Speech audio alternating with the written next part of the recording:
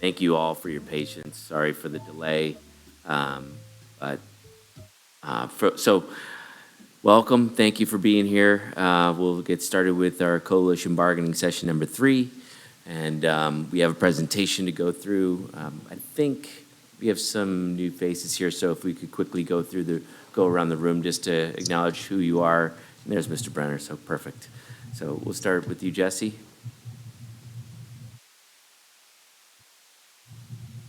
Jesse Brown, ASAP President. Justin Katz, CTA Executive Director. Gordon Longhofer, President, CTA.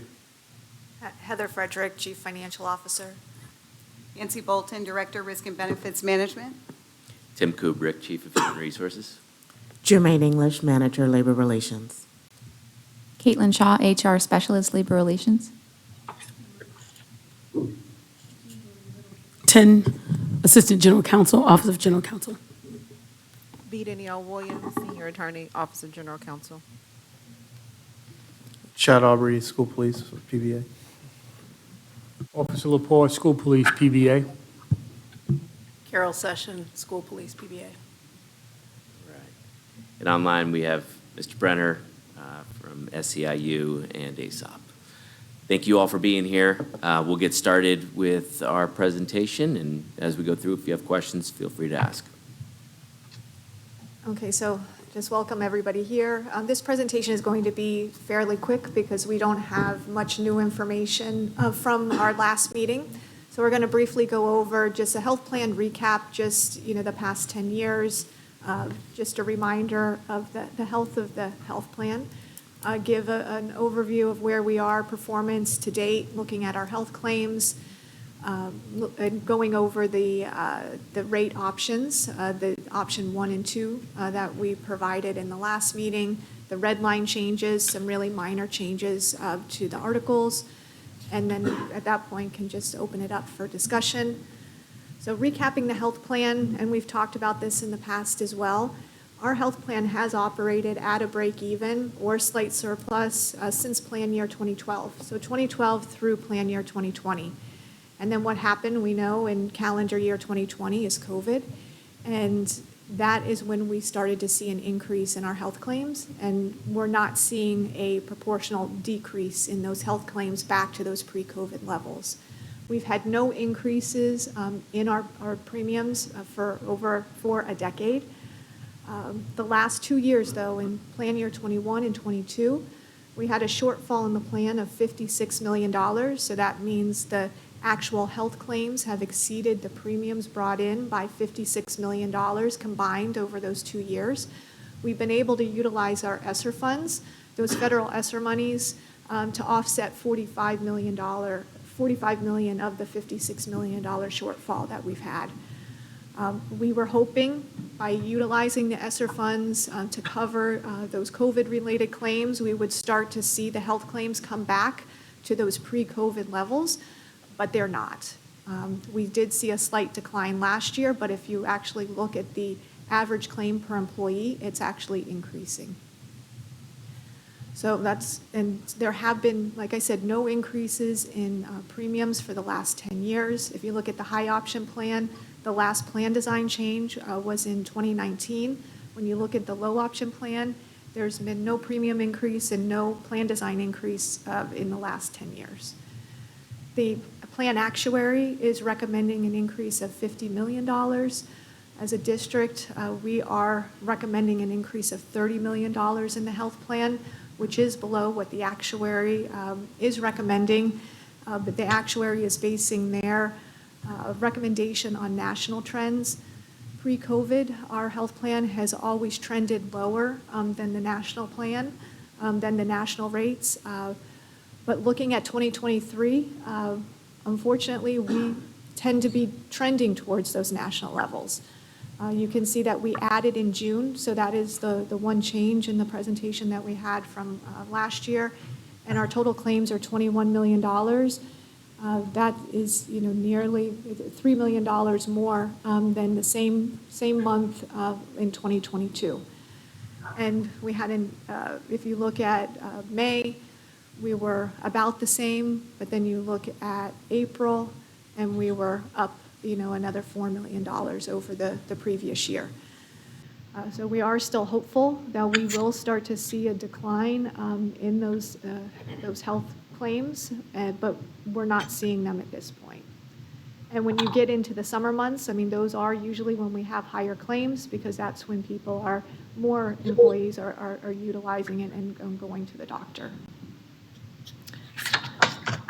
So I already mentioned the actuary is recommending a $50 million increase over 2 years. We're recommending a $30 million increase, phasing that increase in over a 2-year period, January 1st, 2024, and January 1st of 2025 for the employee share. The district share of $15 million would be fully funded in the next fiscal year. So we are looking at a more positive outlook for the next fiscal year. I don't believe that's going to continue based on the potential growth in the vouchers, but we are looking at a nearly 5% increase in our per student funding next fiscal year. And we are able to set aside $15 million for the increase in health claims that we would fully fund as of July 1st of 2023. And then that would leave an additional $15 million to be funded by employees in the calendar year 2024 and 2025. Looking at the plan outlook, even infusing $30 million into the plan, we are still looking to have a deficit or a shortfall of approximately $7 million by the end of plan year 2025. But that does give us time to monitor and see if our health claims actually start to trend lower. Our district projection is based on a pre-COVID average of 2.2% per year. But when you compare that to the actuary's projection of 6%, and PricewaterhouseCoopers, a recent health research report for 2024 is projecting the national trend increase in health claims to be 7%, which equates to that $50 to $60 million that's being recommended by the actuary. $30 million is at not even within the range, and is at a minimum what we need to do in order to try to keep our health fund healthy at this point. We are required by the state regulators, since we have a self-funded plan, that we have a minimum of 2 months of claims set aside in reserve. And so this will ensure that we are able to maintain that 2-month minimum with a slight cushion so that we make sure to not go below that.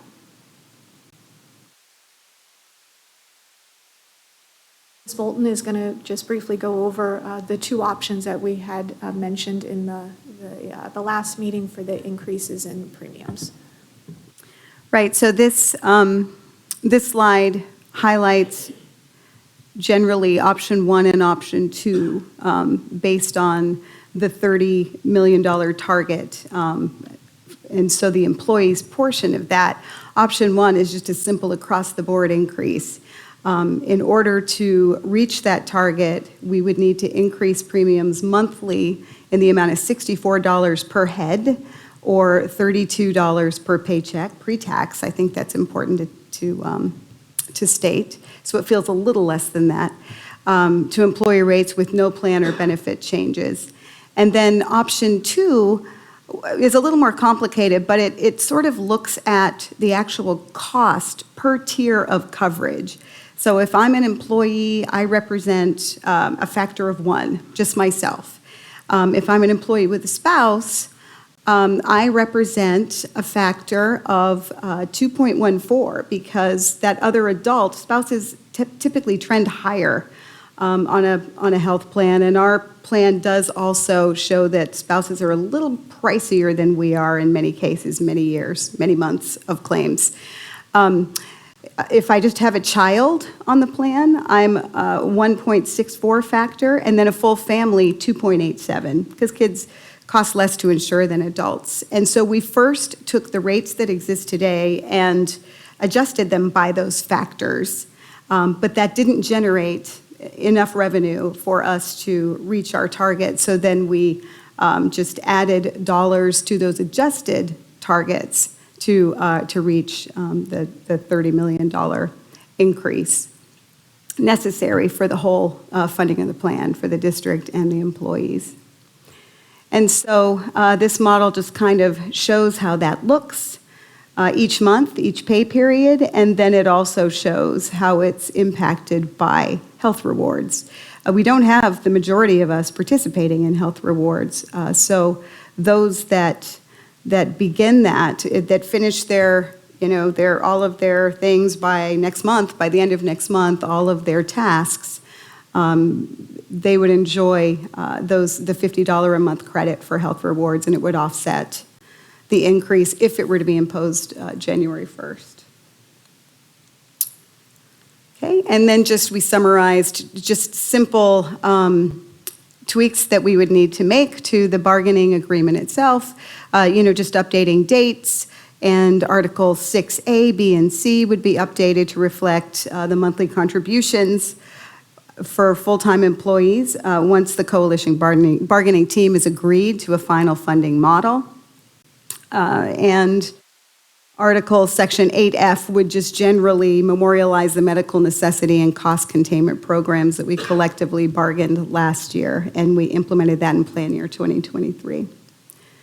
So, it's important to note that when we've made those small tweaks, those are actually not benefit changes. It's just steerage. We're steering you to CVS instead of Walgreens, but you still have your full prescription drug coverage. We'd love for you to get your colonoscopy at a freestanding facility instead of in a hospital setting, but you still have, so I just want to make that distinction that, those are mostly just steerage and they really do drive savings.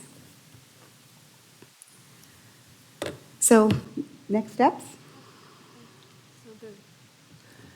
The next steps would be, going through and accepting those minor article changes, looking at and selecting, which option 1 or 2, and, having the option of phasing in the employee increase over 2 years. One other item that I did want to mention, that even though we haven't had an increase in employee premiums over the past 10 years, we have had an increase in our district employer paid premium. So we did increase our district employer paid premium back in 2019. So that the district has been investing in the health plan and in order to keep it above the minimum thresholds. Thank you. So next step, I think we want to caucus and give you guys some time to discuss. Yeah, Correct? we would definitely appreciate Any it. questions before we do that? No? No? I guess one question, Yes. this is Joseph. I think it was stated that option 2 would see no change basically in the pocketbook. Yeah, recommended. Adjust existing rates to reflect the actual cost experience, and then increase the adjusted rates across the board to meet funding need. And where it says most employees not currently participating in health rewards who choose to participate would have no impact with option 2. Would that be only for their first year, or would participating in the wellness in option 2 in the second year also cause no personal impact for those employees? So the way option 1 and 2 are laid out is that the premium increase would take place in 1 year. So that reflects the full premium increase over the 2-year period. So it would result in technically no increase over 2 years if it was phased in, because it would be an increase of $12.50 instead of $25 per pay period, if we were to look at it. If option 1 was chosen, they would still benefit too.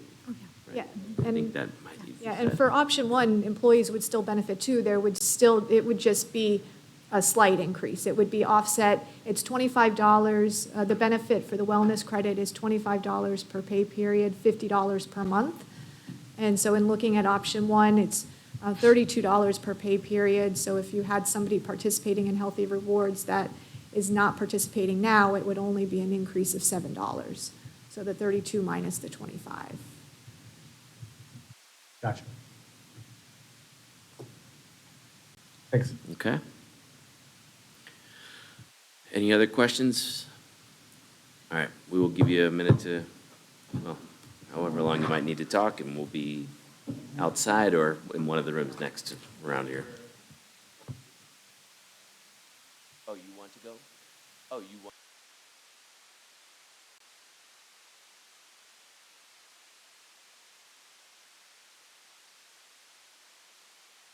Mr. Brenner back on? There you are. All right, perfect. All right, everybody's here? All right, we definitely appreciate the time to caucus. So as you can recall, at the conclusion of the last meeting, we made a number of requests for some data, budgetary and employee unit related, and the district furnished that, so we do appreciate that. Based on a review of some of that information, the coalition's position is inclined to look at the savings associated with employee vacancies and to utilize some of that to cover the increases until such time that we believe we can definitively say these are the stable levels that healthcare costs are likely to remain at, or that there's an increased trajectory still. We fundamentally believe that the district identified that budgeted versus filled positions led to a one-time savings of roughly $78 million. The district identified a number of ways in which some of those funds had been spent. And if that's how the district wants to characterize the utilization of those funds, it's their budget. But we certainly believe that those savings that would have otherwise been spent on personnel that were saved should be spent on personnel in some other way. So we believe that you should be able to buy another year to better see the future trajectory than increasing costs prematurely. We know that premiums have not gone up in some time, but there have been planned program changes. There have been increased costs. Most prominently, emergency room costs have gone up significantly as a result to changes a number of years ago. So out-of-pocket costs have gone up, even though premiums might not have. But more importantly, the reason premiums had not gone up is because there was no justification for them, as identified in the presentation, that the program going back a decade or so had been balanced or running surpluses. So it's not some favor necessarily. It was a logical conclusion not to raise premiums when there was no need for it. Now there appears to be a potential need, but we just think that the district should utilize the unspent employee vacancy costs to buy us more time to determine if what you're proposing is absolutely necessary. So that kind of is our response and what we would categorize as option 3, which is status quo, change the dates as necessary, codify the program changes from the previous agreement, but to give it at least another year, which we believe is not only financially feasible, but it definitively leads to no additional out-of-pocket spending above and beyond what the district would have spent had employees filled these vacant positions. So thank you very much for your time. Okay. All right, we're going to step out for a minute.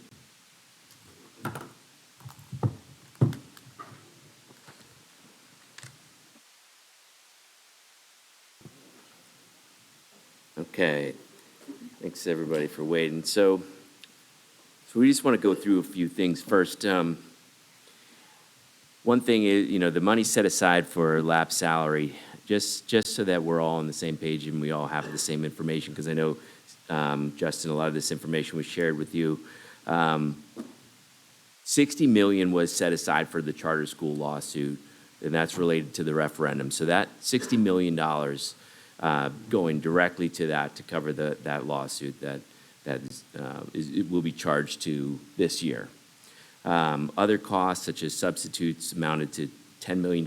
We have overtime costs increased that went to $6 million. They account for even more of that lap salary funds that we're talking about using to, basically kick the can down the line as, as long as we can. And along with our last payroll of June, it was additional $9 million there too. So right now, and Justin, you and Gordon, you and I spoke yesterday when I said it was 1% of the vacancies. I'm mistaken. He's on mute. Can he come off mute? Who's on mute? Oh. Oh. Can you hear me? Okay, sorry about that. Want me to restart? Yeah. Rewind, right? All right, so I just want to make sure we're all on the same page here so that we know exactly what money we're talking about and things like that. So our lap salary money that we're thinking of using to say we're going to kick the can down the curb as long as we can, that $60 million is set aside for the charter school lawsuit related to the referendum, saying that charter schools have to be eligible for the referendum too, and so we'll have to pay that. Other costs such as substitutes, $10 million extra. Overtime costs increase over what we had for $6 million. That accounts for even more of that lap salary funds. And our last payroll of June was an additional $9 million. So in the ESSER funds, Gordon and Justin, yesterday we talked about this, and I'm mistaken. So ESSER funds right now are used to cover the cost of positions, represent 3% of vacancies, represent 3% of our positions are covered under ESSER. So that money, and that's just teachers, that's not including some of the other positions that we're paying out of ESSER that will all have to be rolled into the general fund following the ESSER, when ESSER runs out the end of this school year. I think that we're being very conservative with our recommendation compared to our actuary, compared to the national trends that you see in the presentation.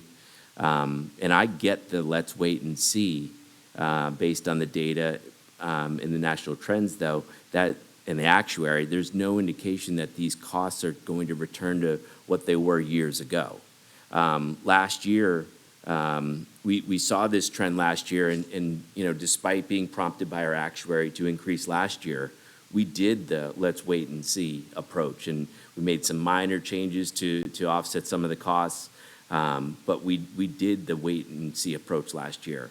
Right now, we're projected to have a $20 million deficit for the calendar year, and that's with a 2% claims increase, but we're actually closer to 5% with the trends of our claims. So, it's probably going to be significantly more than that. And I think if we, really push this out any further, we just believe there will be a need to increase, and the increase is probably going to be even larger at that point because we'll eliminate the phase-in approach that we're proposing here. I think this is truly just a conservative in terms of the impact to our employees. We've increased our contributions over the years so that they did not have to increase, so that we did not have to increase theirs. So, I know that the expectation is maybe going back and forth here, but I'll be honest with you guys, we didn't come in here with like a high proposal that we're like, oh, we'll bargain this down and meet somewhere in the middle. We didn't really approach it like that, because if we had, we would have come out with what the actuary said we should propose. And we looked at it as that's too much. We're going to use our data, we're going to use our claims to make sure that we're not passing on too much of an increase to the employees. So we really didn't come out here with the, we can do better than this. This was pretty much our best way to handle this going forward. So I'm not sure where we go from here. I think that my recommendation is that we really do look closer at options 1 and 2. We're almost half of what our actuary recommends our increases to be at. And I get the idea of using lap salary funds, but as you can see and hear, these funds are going some other places. They're not, if they were all just, hey, we have this much more money, sure, we'd love to find ways to not have increased costs for employees. But even after these increases, we've seen what our competitors are, where they're at, and we're still in a better place than many of them, much better place than some of them.